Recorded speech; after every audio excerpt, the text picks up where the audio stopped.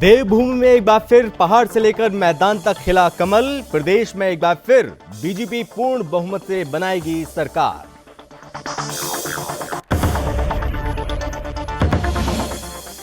उत्तराखंड विधानसभा चुनाव में बीजेपी ने की जीत हासिल। गदरपुर विधानसभा में पूर्ण रूप से कमल खिलाने के बाद कैबिनेट मंत्री अरविंद पांडे ने बीजेपी प्रदेश में जनता का जताया आभार।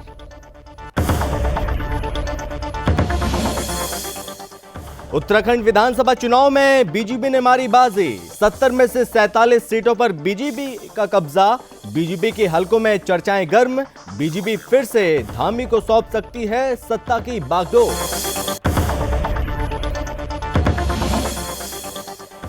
उत्तराखंड में विधानसभा चुनाव में करारी हार के बाद कांग्रेस प्रदेश अध्यक्ष गणेश गोंदियाल ने ली हार की जिम्मेदारी। गणेश गोंदियाल ने कहा, पूरे 5 साल तक जनता के मुद्दों को कांग्रेस ने उठाया।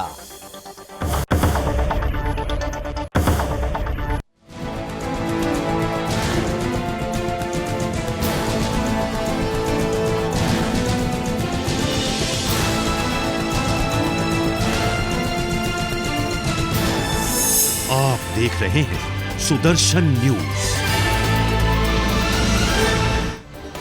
नमस्कार, बहुत स्वागत है आपका अपना उत्तराखंड में। मैं हूं आपके साथ संभव गुप्ता।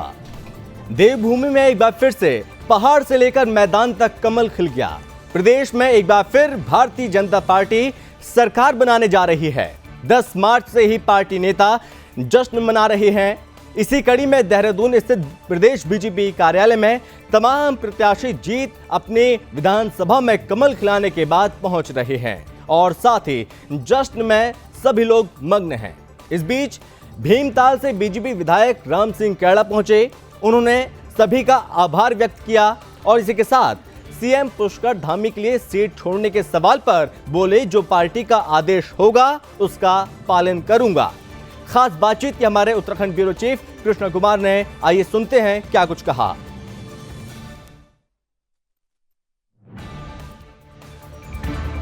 आपके माध्यम से कहना चाहता हूं कि भीमताल विधानसभा क्षेत्र की जनता का मुझे अपार समर्थन हमेशा मिलते आया है और मैं जब 2017 में विधायक बना तब से लगातार अपनी जनता के बीच रहा और जनता का आशीर्वाद और पार्टी के आशीर्वाद से मुझे दोबारा विधायक बनने का मौका मिला है।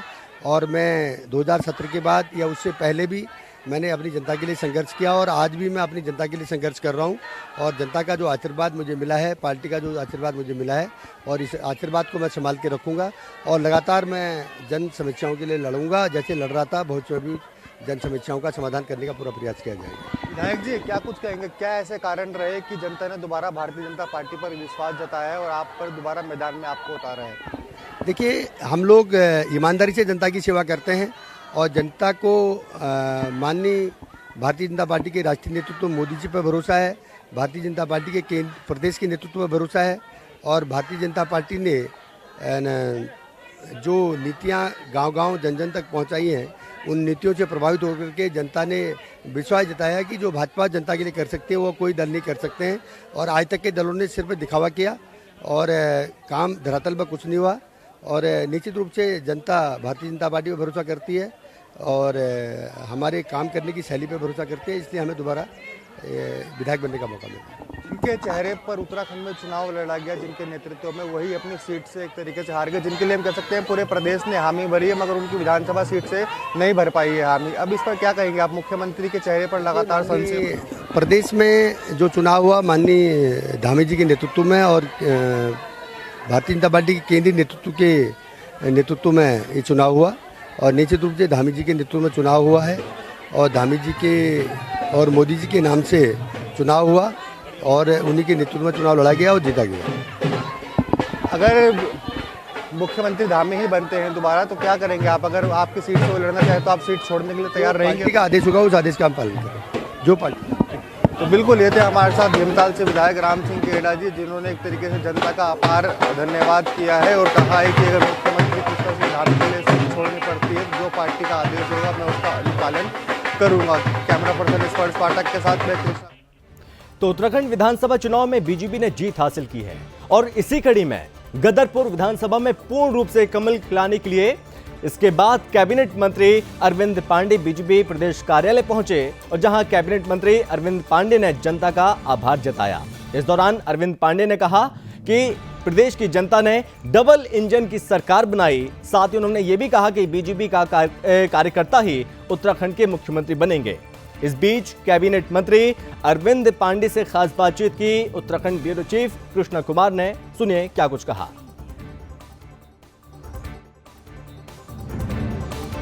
उत्तराखंड से कैबिनेट मंत्री अरविंद पांडे जी हमारे साथ हैं। पांडे जी, बहुत बहुत बधाई एक बार दोबारा जीत हासिल करने पर आपको।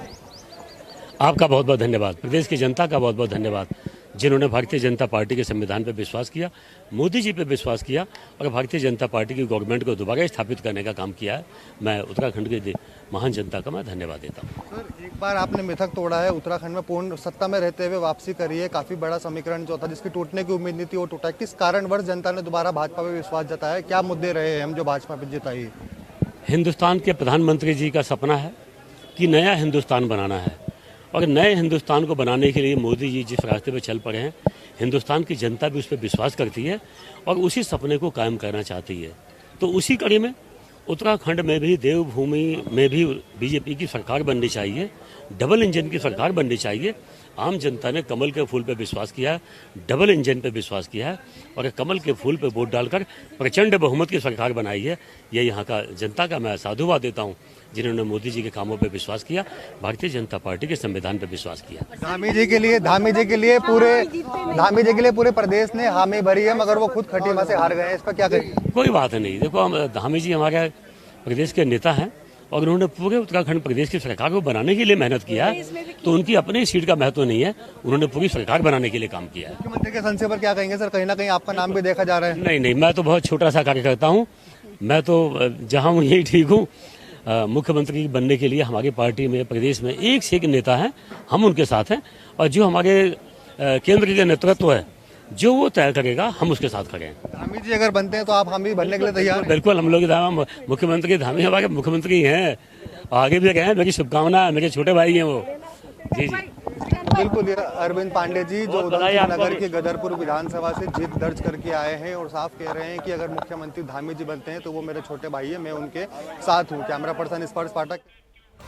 तो उत्तराखंड में विधानसभा चुनाव के नतीजे सबके सामने आ चुके हैं। वही इस बार उत्तराखंड के 70 विधानसभाओं में बीजेपी ने बाजी मारी। बता दें कि बीजेपी ने 70 में से 47 सीटों पर जीत हासिल की है।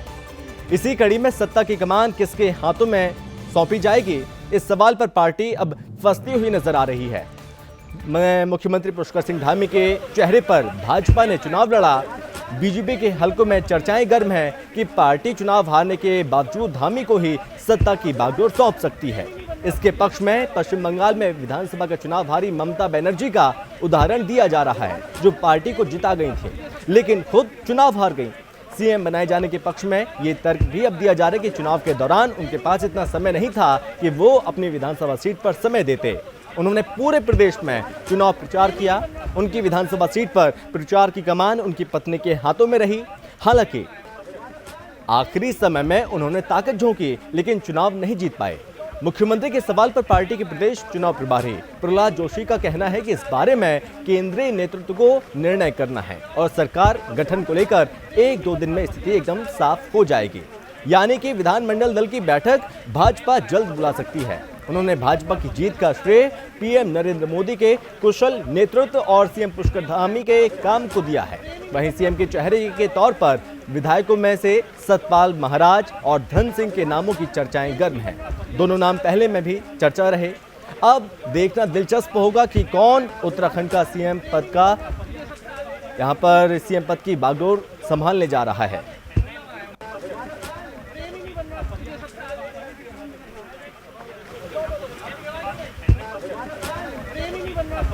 और इस पर ज्यादा जानकारी के साथ हमारे संवाददाता ब्यूरो चीफ कृष्णा कुमार सीधे हमारे साथ मौजूद हैं।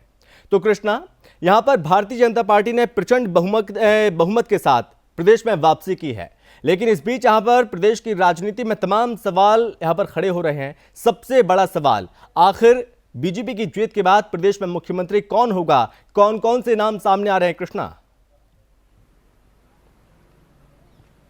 बिल्कुल, उत्तराखंड में एक बार फिर भारतीय जनता पार्टी ने बाजी मारी।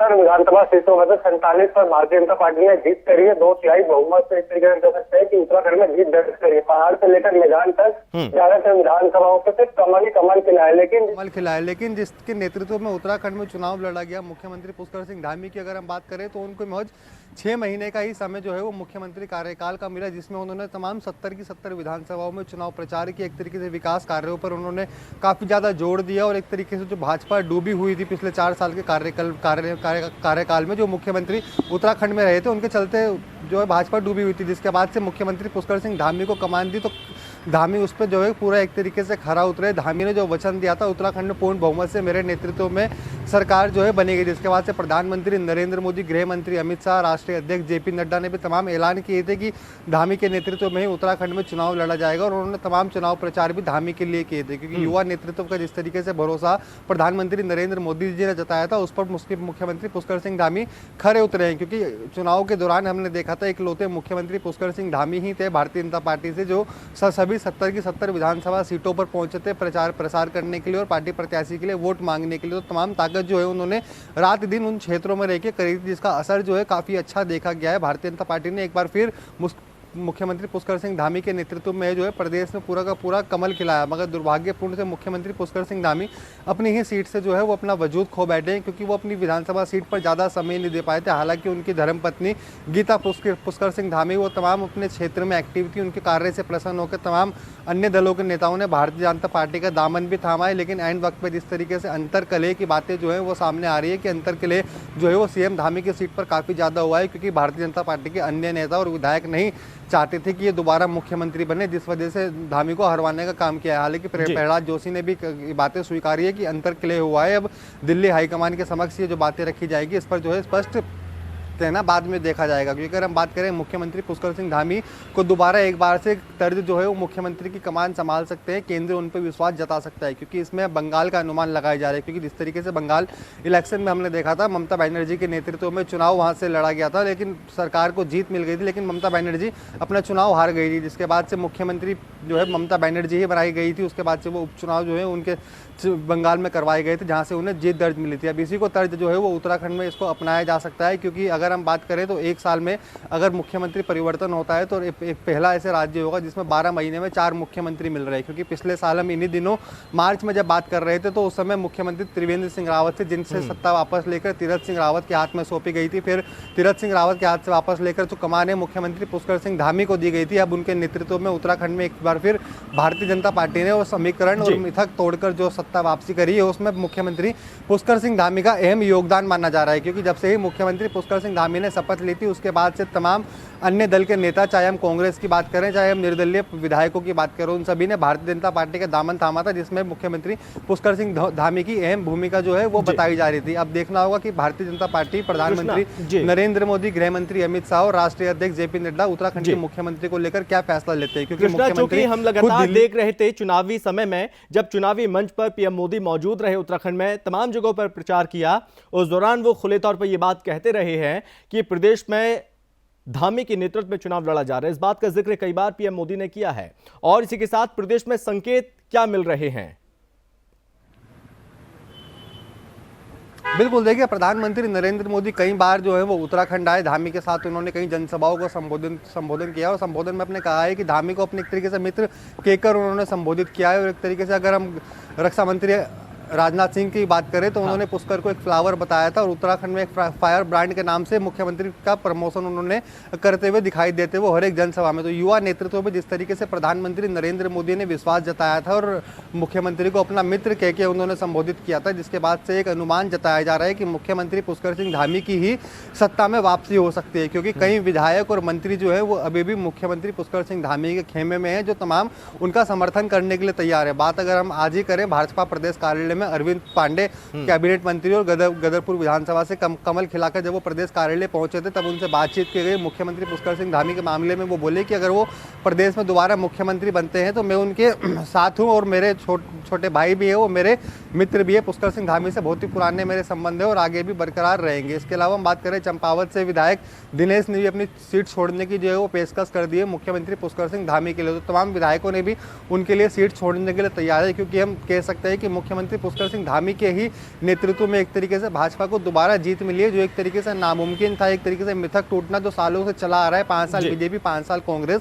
लेकिन ये पहली बार ऐसा हो रहा है जब प्रदेश में एक युवा मुख्यमंत्री है जिसके नेतृत्व में सत्ता में रहते हुए भारतीय जनता पार्टी वापसी करने जा रही है। अब देखना होगा कि भाजपा विधानमंडल की बैठक कब होती है और उसमें कौन सा किस नाम पर मोहर लगती है। कृष्णा, आखिर शपथ ग्रहण को लेकर क्या कुछ चर्चाएं हैं? क्या धामी दिल्ली जा सकते हैं पीएम मोदी से मुलाकात करने के लिए? जैसे उत्तर प्रदेश के मुख्यमंत्री योगी आदित्यनाथ कल दिल्ली पहुंचने वाले हैं, क्या धामी भी दिल्ली पहुंचेंगे? वहीं से स्थिति साफ होगी और शपथ ग्रहण समारोह कब होगा उसके बाद स्थिति एकदम साफ हो जाएगी। आखिर मुख्यमंत्री कौन होने वाला है? बैठक को लेकर क्या कुछ जानकारी मिल रही है? आखिर ये बैठक कब तक हो सकती है? बिल्कुल, देखिए संभव बात अगर हम मुख्यमंत्री पुष्कर सिंह धामी की करें तो वो फिलहाल जो है दिल्ली में मौजूद है। वो सुबह 10 बजे जो है देहरादून से फ्लाइट के माध्यम से दिल्ली के लिए रवाना हुए थे, जो कल तक वो वापस लौटेंगे। रविवार देर शाम वो वापस आएंगे। संभव जो जताई जा रही है संभावना सोमवार शाम तक विधानमंडल दल की बैठक हो सकती है। उसके बाद जो है सीएम के चेहरे के नाम पर मोहर लग जाएगी। उसके बाद होली से पहले हम कह सकते हैं 16 या 17 मार्च में शपथ ग्रहण समारोह जो है वो उत्तराखंड में देखने को मिल सकता है। लेकिन अब एक तरीके से मिथक और परिवर्तन, क्योंकि 12 महीने में 4 मुख्यमंत्री देना, इससे बीजेपी बचना चाह रही है। तो इस पर हम कह सकते हैं कि एक बार फिर मुख्यमंत्री पुष्कर सिंह धामी के नाम पे ही मोहर लगनी है, क्योंकि सत्ता का परिवर्तन तो उत्तराखंड में होता आया है। मुख्यमंत्री के नाम पे भी काफी परिवर्तन हुआ है। अगर मुख्यमंत्री पुष्कर सिंह धामी से कमान वापस लेकर किसी और एक तरीके से विधायक को मिलती है तो एक और मिथक जो है वो बरकरार उत्तराखंड में बना रहेगा मुख्यमंत्री परिवर्तन का। भाजपा इस तरीके से इसे मुख्यमंत्री परिवर्तन को किस तरीके से कंट्रोल करती है, इन्हीं पर दोबारा विश्वास जताती है, या जिस तरीके से नाम दूसरे सामने आ रहे हैं, पूर्व मुख्यमंत्री पूर्व केंद्रीय मंत्री डॉक्टर रमेश पोखरियाल निशंक की, नैनीताल से सांसद अजय भट्ट की, डॉक्टर धन सिंह रावत की, सतपाल महाराज की, इन सब नामों से जो है चर्चाओं का बाजार अब गर्म है। मगर इंतजार विधानमंडल दल की बैठक का करना पड़ेगा, उसी के बाद स्पष्ट हो पाएगा कि नया चेहरा सीएम का उत्तराखंड में मिलेगा या पूर्ण रूप से धामी पर। जी कृष्णा, अगर धामी को ही मुख्यमंत्री बनाया जाता है प्रदेश में, ये कमान सौंपी जाती है धामी को, तो अलग मैसेज जाएगा प्रदेश में कि हारे हुए चेहरे को ही यहाँ पर मुख्यमंत्री बना दिया। क्या इसको लेकर धामी का कोई बयान सामने आया? उनका क्या कुछ कहना है? बिल्कुल, देखिए अगर हम बात मुख्यमंत्री पुष्कर सिंह धामी की करें तो उन्होंने साफ कहा है कि मैं खटीमा से नहीं जीत पाया हूं, क्योंकि वो ज़्यादा मुख्यमंत्री जब से उन्होंने शपथ ली थी तब से वे ज़्यादा समय अपना खटीमा विधानसभा क्षेत्र में नहीं दे पाए थे, जिस वजह से वो कहीं ना कहीं असफल हुए चुनाव जीतने में। क्योंकि पहले भी वो दो बार विधानसभा चुनाव वो जीत चुके हैं। सन 2012 की बात करें चाहे 17 की बात करें, मगर जब तीसरी बार वो मैदान में उतरे तो काफ़ी ज़्यादा अंतर के लिए उनकी विधानसभा सीट पर हुआ है। खुद मुख्यमंत्री पुष्कर सिंह धामी ने कहा है कि अब बात है, देखिए हम मुख्यमंत्री पुष्कर सिंह धामी की ही करते हैं तो उनके नाम पर पूरे प्रदेश में भारतीय जनता पार्टी को जीत मिली है। जनता ने एक तरीके से युवा चेहरे पर विश्वास जताया है और उसको अपना वोट देकर दोबारा सत्ता हासिल उससे करवाई है। लेकिन अब भारतीय जनता पार्टी पर बड़ी बात आई थी कि जिस तरीके से मुख्यमंत्री पुष्कर सिंह धामी ने राष्ट्रवाद का मुद्दा छेड़ा हुआ था, लैंड जिहाद, लव जिहाद जैसे तमाम मुद्दे जो छेड़ के मुख्यमंत्री पुष्कर सिंह धामी बैठे हुए थे, और तमाम इन मुद्दों पर मैं आपको यहाँ पर रोकूंगा, मैं आपके पास एक बार फिर से लौटूंगा। तो चूंकि भारतीय जनता पार्टी ने उत्तराखंड में 70 में से 47 सीटों पर जीत हासिल की है, लेकिन इस बीच यहाँ पर पेच फंस रहा है कि आखिर प्रदेश में मुख्यमंत्री कौन होने वाली, देखने वाली बात होगी। बढ़ते हैं आगे। उत्तराखंड में विधानसभा चुनाव में करारी हार के बाद यहां पर कांग्रेस प्रदेश अध्यक्ष गणेश गोंदियाल ने हार की जिम्मेदारी ली है। राजधानी देहरादून में मतगणना के बाद पहली बार मीडिया से गणेश गोंदियाल रूबरू हुए। कांग्रेस प्रदेश मुख्यालय में कांग्रेस प्रदेश अध्यक्ष गणेश गोंदियाल ने कहा कि पूरे 5 साल तक जनता के मुद्दों को कांग्रेस ने उठाया, लेकिन उम्मीद के अनुरूप कांग्रेस के पक्ष में रिजल्ट नहीं आने से मुझे काफी दुख हुआ। गणेश गोंदियाल ने कहा, हम आम जनता को कांग्रेस की नीतियां और रणनीति नहीं समझा पाए। चुनाव में कांग्रेस को मिली असफलता पर जवाबदेही को मैं स्वीकार करता हूं और ये मेरी नाकामी है। आपको बता दें कि पूर्व मुख्यमंत्री हरीश रावत ने भी हार की जिम्मेदारी अपने ऊपर ली है। गणेश गोंदियाल ने कहा कि जनता के पास एक विकल्प था, सुनहरा मौका था जो जनता ने गंवा दिया। हमने प्रदेश के युवाओं को, बेरोजगारों को, महिलाओं को, आम जनता को लेकर कई सपने देखे। हमने सपना देखा था कि गैस के सिलेंडर 500 से अधिक नहीं बढ़ने देंगे। और साथ ही गणेश गोंदियाल ने बीजेपी को जीत पर बीजेपी को बधाई दी और कांग्रेस के सभी जीते विधायकों को सार्थक विपक्ष की भूमिका निभाने को कहा। इतना ही नहीं, कांग्रेस प्रदेश अध्यक्ष गणेश गोंदियाल ने प्रदेश की जनता का आभार व्यक्त किया और कहा कि जनता ने हमारा साथ दिया, हमारे साथ जुड़े रहे, हमारे उम्मीदों को बनाए रखा। हम अपनी कमियों को दुरुस्त करेंगे। लेकिन दुनिया में अच्छाई की कोई सीमा नहीं है।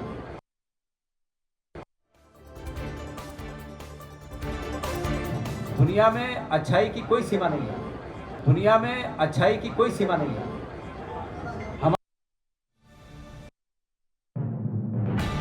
के साथ ब्यूरो चीफ कृष्णा कुमार हमारे साथ लगातार बने हुए हैं।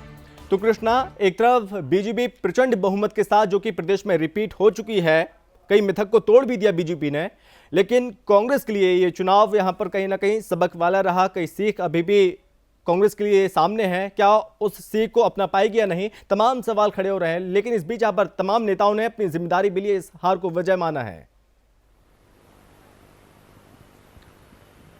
बिल्कुल संभव। देखिए 2017 में भी कांग्रेस को उत्तराखंड में एक तरीके से बुरी हार का सामना करना पड़ा था। 70 में से 11 विधानसभा सीटों पर जीत दर्ज करी थी, लेकिन अब 2022 की जब बारी आती है विधानसभा चुनाव की, कांग्रेस उसमें 3/3 बहुमत से सरकार बनाने का दावा लगातार करती है, लेकिन मतगणना वाले दिन वो सिर्फ 19 विधानसभा सीटों पर ही समिट कर रह जाती है। खुद पूर्व मुख्यमंत्री हरीश रावत लाल कुआं विधानसभा सीट से हारते हैं। कांग्रेस के प्रदेश अध्यक्ष गणेश गोदियाल वो श्रीनगर विधानसभा सीट से हारते हैं। तो तमाम इनके प्रत्याशी, सिर्फ 19 प्रत्याशी को ही जीत मिल पाई है, जिसके बाद कांग्रेस एक तरीके से सख्ते में आ चुकी है। और एक तरीके से हार के बाद से सभी कांग्रेस नेताओं के चेहरों पर जो है वो लगातार मायूसी हमको दिखाई दे रही है। सबसे पहले अगर हम बात करें माफ़ी मांगने की, तो वो इसकी हार की जिम्मेदारी जो है वो पूर्व मुख्यमंत्री हरीश रावत ने ली थी, जिसके बाद आज कांग्रेस के प्रदेश अध्यक्ष ने देहरादून प्रदेश कार्यालय में एक प्रेस वार्ता का आयोजन किया। प्रेस वार्ता में करके उन्होंने कहा है कि प्रदेश में जो कांग्रेस को हार मिली है उसकी जिम्मेदारी पूरी मैं लेता हूँ। मेरी गलती की वजह से कांग्रेस जो है वो असफल नहीं है। होली के बाद इस पर जो है वो समीक्षा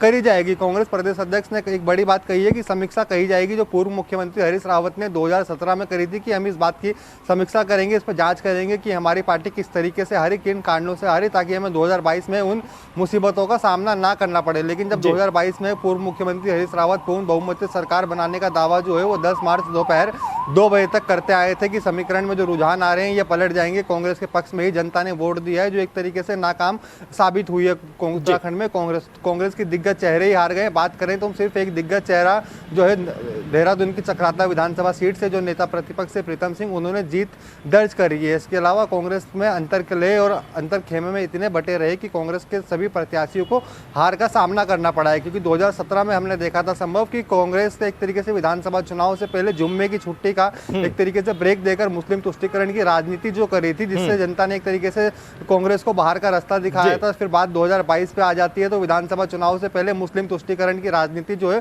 वो कांग्रेस करती है कि अगर कांग्रेस की सरकार राज्य में आएगी तो मुस्लिम यूनिवर्सिटी बनाएगी, जिस तुष्टीकरण को जनता अब अच्छे से समझ चुकी है। और उत्तराखंड में कांग्रेस का जो है वो लगातार सफाया होता जा रहा है, क्योंकि इस बार आम आदमी पार्टी का झाड़ू भी नहीं चल पाया, हाथ से हाथ भी उत्तराखंड की जनता ने नहीं मिलाया। पहाड़ से लेकर मैदान तक हम जहां भी देखें कि सिर्फ कमल ही कमल खिला हुआ है, क्योंकि मुख्यमंत्री पुष्कर सिंह धामी ने जब से सत्ता संभाली उन्होंने विपक्ष को एक तरीके से चित खाने एक तरीके से साइड में कर दिया है। काफ़ी भारी जो है वो पुष्कर सिंह धामी विपक्ष पर पड़ते हुए दिखाई दे, क्योंकि भले ही 3 मुख्यमंत्री का परिवर्तन पिछले 5 साल में हुआ है, लेकिन विपक्ष की मुश्किलें एक तरीके से आसान होनी चाहिए थी। मुख्यमंत्री इतने बदले, मगर जब मुख्यमंत्री पुष्कर सिंह धामी को कमान मिली तो उनकी मुश्किलों की बरकरार रही है। प्रदेश कांग्रेस क्या वजह मानते हैं इस हार के पीछे? क्या प्रदेश नेतृत्व एक नहीं हो पाया, या फिर प्रदेश में जो मुद्दों की कमी रही, क्या मुद्दों को अच्छे से प्रदेश कांग्रेस लपक नहीं पाई? क्या वजह अपने कांग्रेस बता रहे हैं?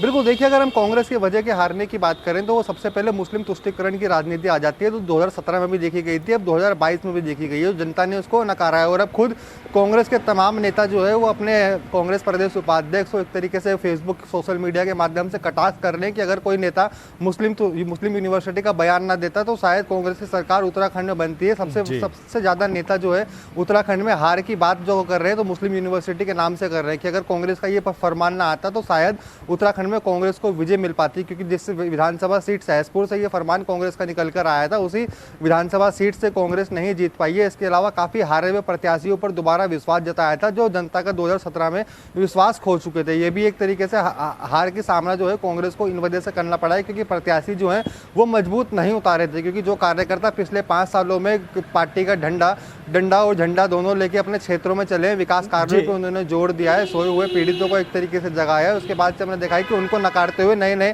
प्रत्याशियों को नए चेहरों को एक तरीके से मौका दिया गया है, टिकट दिए गई है। बंटवारे में जिस तरीके से अंदर खेमे का आरोप लगातार कांग्रेस पर लगता आया है, वह सबसे बड़ी वजह रही है कांग्रेस के हारने की।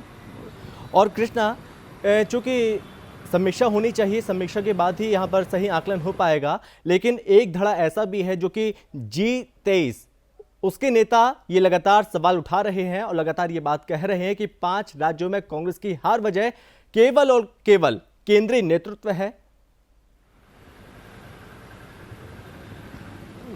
बिल्कुल, निश्चित तौर पर देखिए केंद्रीय नेतृत्व पर भी हम कह सकते हैं कि कांग्रेस की हार की वजह कहीं ना कहीं है, क्योंकि खुद अगर हम उत्तराखंड की जब बात करते हैं तो कांग्रेस की यहाँ पे 11 विधानसभा सीटें थी, जिसको बढ़ाकर वो 60 प्लस से अधिक जाने का एक तरीके से लगातार दावा करती हुई दिखी है। चाहे हम राहुल गांधी की बात करें, चाहे प्रियंका गांधी की बात करें, चाहे उत्तराखंड चुनाव प्रभारी देवेंद्र यादव की बात करें, तो ये तमाम नेता जो है वो उत्तराखंड में आकर गरजे थे, काफ़ी दिन तक यहाँ रहे थे, एक तरीके जनता के बीच में बने हुए थे और सरकार बनाने के दावे जो है वो लगातार कर रहे थे। तो इनमें अंतर खेमे में और अंतर कले की जिस तरीके से बातें सामने आती रही है कांग्रेस की, और खेमे जिस तरीके से अलग अलग बटे हुए हैं, क्योंकि अगर हम बात करें पूर्व मुख्यमंत्री हरीश रावत की, नेता प्रतिपक्ष प्रीतम सिंह की और प्रदेश अध्यक्ष गणेश गोदियाल की, तो ये तीनों ही एक तरीके से अपने आप को मुख्यमंत्री बनता हुआ देख रहे थे, तभी इनके खेमे जो है अलग अलग बटे हुए थे, जिस वजह से किसी को भी जीत जो है वो नहीं मिल पाई है। तो जनता एक तरीके से फिर चलिए कृष्णा, बहुत शुक्रिया आपका, ज्यादा जानकारी के लिए बहुत शुक्रिया। तो यहाँ पर समीक्षा होगी और समीक्षा के बाद यहाँ पर सही आकलन आखिर हो पाएगा। चलिए बढ़ते हैं आगे। चमोली जिला प्रशासन विधानसभा चुनाव निपटाने के बाद अब 4 धाम यात्रा की तैयारियों में जुट गया है। बद्रीनाथ यात्रा पड़ावों पर साफ सफाई, पेयजल, शौचालय, बिजली, स्वास्थ्य जैसी सुविधाएं मुहैया कराने के लिए संबंधित विभागों को कार्य योजना तैयार करने के निर्देश जिलाधिकारी हिमांशु खुराना ने दिए हैं। साथ ही साथ बद्रीनाथ धाम में बर्फबारी का भी जायजा प्रशासन की तरफ से लिया जाएगा और डीएम ने नगर पालिका, नगर पंचायतों को यात्रा के प्रमुख पड़ावों पर महिला शौचालय की सुविधा देने के निर्देश भी दिए। बद्रीनाथ धाम की तीर्थ यात्रा 8 मई से शुरू होगी, जिसे लेकर यात्रा पड़ावों पर अभी से चहल पहल शुरू होनी हो गई है। 2 साल तक कोविड संक्रमण के कारण यात्रा प्रभावित रही, लेकिन इस बार 4 धाम यात्रा के बेहतर चलने की उम्मीद है। प्रशासन की ओर से यात्रा की तैयारियां शुरू कर दी गई, लेकिन अभी भी बद्रीनाथ धाम में बर्फबारी के कारण मास्टर प्लान का कार्य आधा अधूरा पड़ा हुआ है। लिहाजा प्रशासन को निर्माण कार्यों के साथ यात्रा का संचालन करना चुनौती भरा बना रहेगा।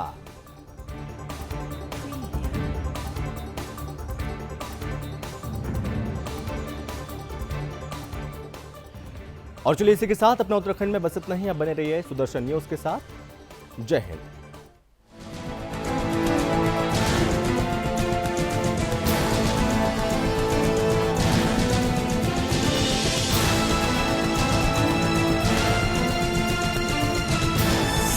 आप देख रहे हैं सुदर्शन न्यूज।